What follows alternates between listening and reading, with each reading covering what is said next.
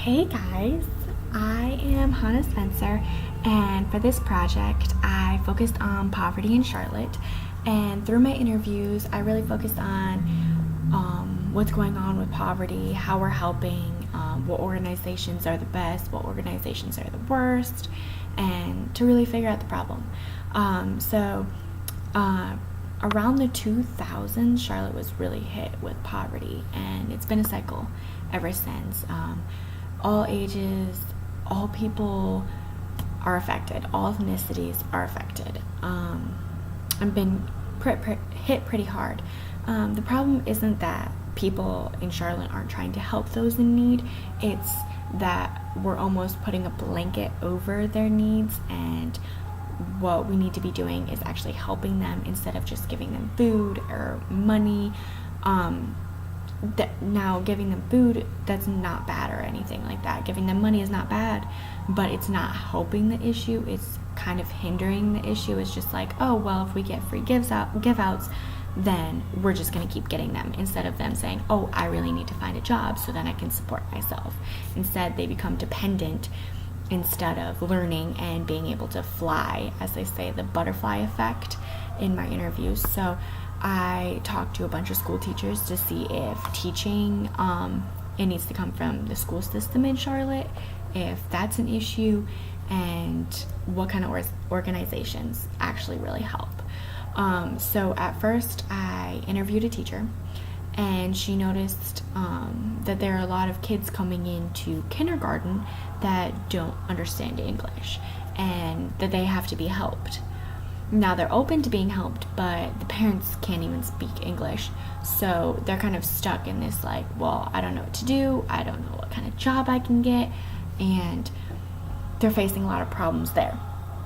So the schools are really trying to work on at least like kindergarten level, but also they've noticed that our curriculum in Charlotte is very lax, and that a lot of the kids that are graduating don't actually get a good enough education to go into the workforce and that everything like that. So that's not a good thing. Charlotte really needs to work on their school system and just like learn basic skills like money management, how to interview, what to do in an interview, how to balance a checkbook, just simple life lessons that they're not getting in school. Also, a lot of the kids graduating from high school in Charlotte aren't really prepared for the college level learning.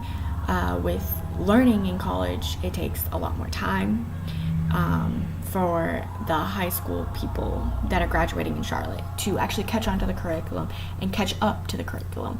So CP has done a really good job. They've placed mentors with many people and really helped them and shown them what Charlotte does have to offer. But it's the fact that kids in high school, and some high schools in the lower level pay grade like area in Charlotte, aren't really being pushed into college or pushed into CPCC to really help them and get them an education they need so they can go into college and get a higher education and get a job and help their families or friends or anything like that.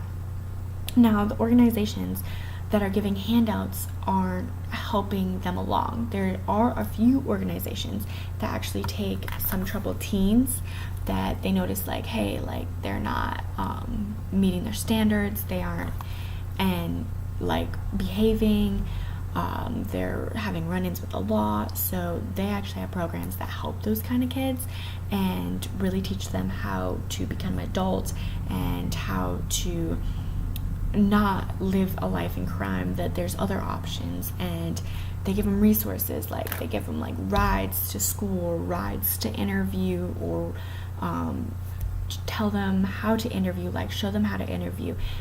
There's actually classes that they can take. There's classes that adults can take that have fallen into poverty that need help climbing out, and it teaches them how to climb out of poverty, how to get past this point in their life, how to stay above the poverty line as well.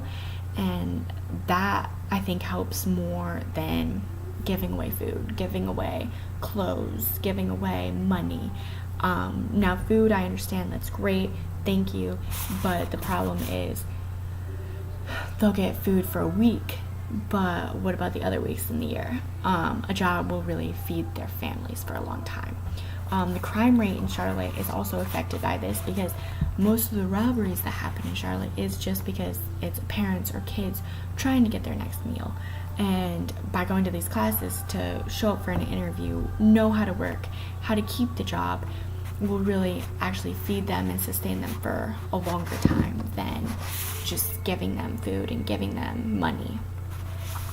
I think that's the biggest take-home message I got from the interviews, is classes and helping people instead of just giving away things is a lot more beneficial, and will actually lead to people, like, say that person took these classes, got like a job and everything, and then went back to their like home country or their home state and brought these skills and these lessons and was able to share it with family, was able to share it with close friends, was able to share it with like maybe the new company they're working for, or like people that are trying to work up to that company. And all these skills are life lessons, lifelong skills, and will benefit many people. By you just giving it to one person, you're going to spread it to at least 5 people, they say. So really helping is the most beneficial for this poverty in Charlotte and poverty around the globe, really. Thanks for listening. Thank you to the people I interviewed, and thank you for teaching me about poverty in Charlotte and helping me understand how I can actually help and get involved and what I can do for people. All right, thanks. Bye.